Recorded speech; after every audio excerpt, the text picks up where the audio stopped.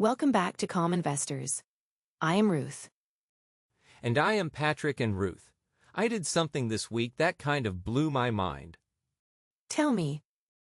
I ran one of those compound interest calculators you mentioned back in Season 0, and I put in my numbers, what I am saving each month, a 7% average return. And I looked at year 5, year 10, and honestly, the numbers were kind of disappointing, like I expected more, but then I looked at year 20, year 30, and the curve just explodes. It goes almost vertical. Why does nobody talk about how boring the first 10 years are? Because boring does not sell. Nobody writes a headline that says, "Investor patiently waits and nothing exciting happens for a decade." But that decade of boring is where all the magic gets set up. And today, we are going to talk about why patience is the single most underrated investment strategy that exists. Not intelligence, not information, not timing. Patience. Okay, but here is my question. Is patience something you either have or you do not? Because I am not exactly known for my patience, I check my phone 100 times a day. That is actually the perfect question to start with, because there is a famous study that answers it. In 1972, a psychologist named Walter Mischel ran an experiment at Stanford. He put a marshmallow in front of a group of 4-year-olds and told them, "You can eat this marshmallow now. Or if you wait 15 minutes, you can have 2 marshmallows." Some kids ate it immediately.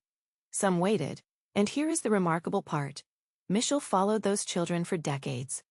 The kids who waited, the ones who could delay gratification, had better financial outcomes, better health, better relationships, decades later. Okay, so the patient kids did better in life. That is kind of depressing for those of us who would have eaten the marshmallow immediately. But here is the part most people miss. Patience is a skill, not a personality trait. The kids who waited were not born patient. They used strategies. They covered their eyes. They sang songs. They turned away from the marshmallow. They built systems to manage the temptation. And that is exactly what we are going to do with investing. You do not need to be a naturally patient person. You need systems that make patience the default. Systems that make patience the default. I like that because willpower alone is definitely not going to cut it for me. It does not cut it for anyone. Willpower is a limited resource. Systems are not. And the first system is understanding why patience matters so much in the first place. So let me give you the most important statistic in investing. J.P. Morgan publishes a guide to the markets every year, and one of their most cited findings is this. If you invested in the S&P 500 over the past 20 years, but missed just the 10 best trading days, your returns would be cut by more than half. Wait, missing just 10 days out of 20 years cuts your returns by more than half. More than half, and here is the thing. Those 10 best days almost always happen right after the worst days. The biggest up days in market history tend to cluster around the biggest down days. So if you panic and sell during a crash, which is exactly what your brain wants you to do, you are almost guaranteed to miss the recovery days that follow, and those recovery days are where most of your long-term returns come from. So the cost of impatience is not just missing a little bit of return. It is missing the majority of your return.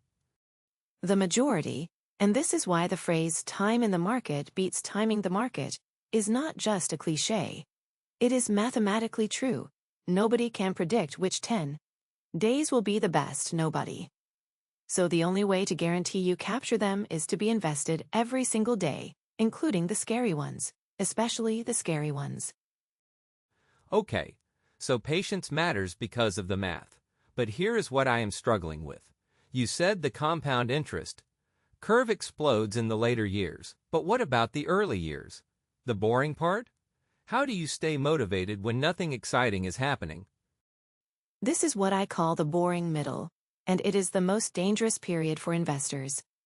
Not because the market is crashing, not because something bad is happening, but because nothing is happening. Years 3 through 15 of your investing journey are where the compound interest curve is still relatively flat. Your portfolio is growing. But it does not feel like it. You are putting in money every month, and the balance is not dramatically different from what you put in, and that is where most people quit. They quit because it does not feel like it is working. Exactly. They expected the curve to go up immediately, and when it does not, they think something is wrong.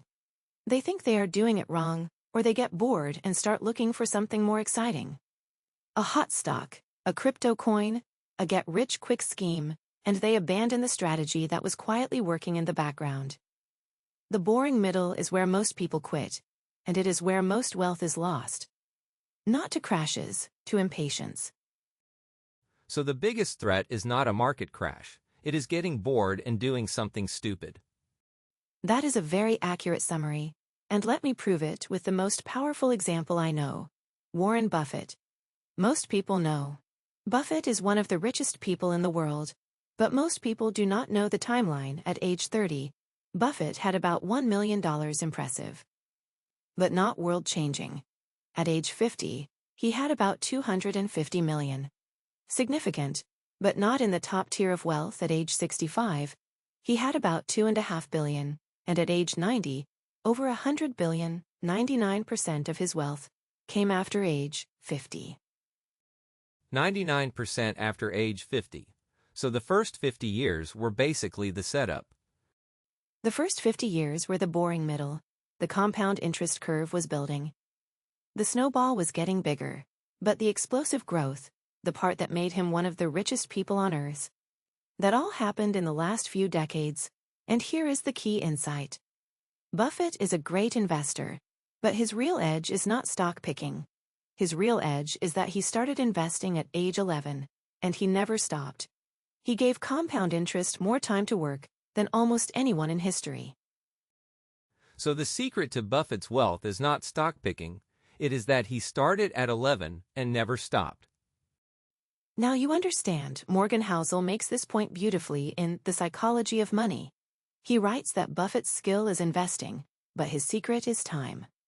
If Buffett had started investing at age 30 instead of 11, and retired at 60 like a normal person, his net worth would be about 99% less than it is today. Not because his returns would be different, because compound interest had less time to work. 99% less, just from starting later and stopping earlier, that is insane. It is, and it tells you everything you need to know about patience. The returns are not linear. They are exponential, and exponential growth is backloaded. The first decade feels slow, the second decade feels moderate, the third decade feels like magic. But you only get the magic if you survive the boring part. Okay, so I understand why patience matters. The math is clear, but why is it so hard? Like, I know I should be patient. I know the data, but my brain still wants to check my portfolio every day and do something. Because your brain evolved for immediate feedback loops on the savannah, the feedback was instant: hunt, eat, survive danger, run. Live. Your brain expects to see results quickly, but investing has a 30-year feedback loop. You put money in today, and the real payoff comes decades later. Your brain is not wired for that. It wants to see progress now, and when it does not see progress, it assumes something is wrong, and pushes you to act, to change course, to do something, anything, and that impulse to act is the enemy of compound growth. So how do I fight that? How do I make patience easier when my brain is wired for impatience? 3 things first.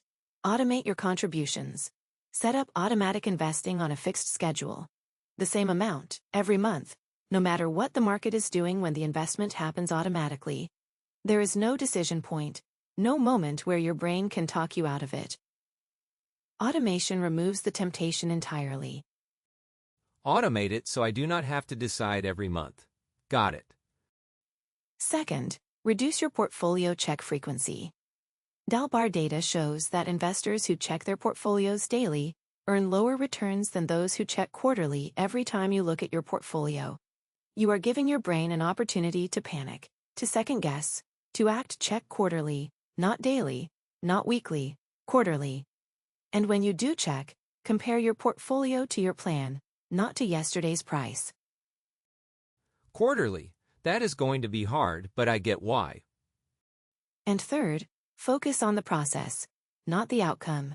Instead of obsessing over your portfolio value, which you cannot control, focus on your savings rate, your asset allocation. And whether you are following your plan, those are the things you can control. And if the process is right, the outcome will take care of itself. Automate your contributions and stop watching. That is the formula. Automate and stop watching. That is the most counterintuitive investment advice I have ever heard, but it makes perfect sense. The best investment strategy is the one you can stick with for 30 years, and the easiest strategy to stick with is the one that requires the least effort and the fewest decisions. Patience is not about gritting your teeth and enduring. It is about building a system where patience is the default. All right. What is the practice for this week? Open a compound interest calculator. Any free one online will work. Enter your current savings, your monthly contribution, and a 7% average annual return. Look at the value at year 10, year 20, and year 30. Notice how the growth accelerates. Let the math sink in. Then set a calendar reminder for 1 year from today that says, "Am I still following my investment plan?" Patience is the strategy. That reminder is your future self checking in on your present self. A calendar reminder from my future self. I love that, all right. Let us lock in the takeaways. Number 1. Patience is not a personality trait. It is a skill that can be trained, and it is the single most valuable skill in investing. Number 2.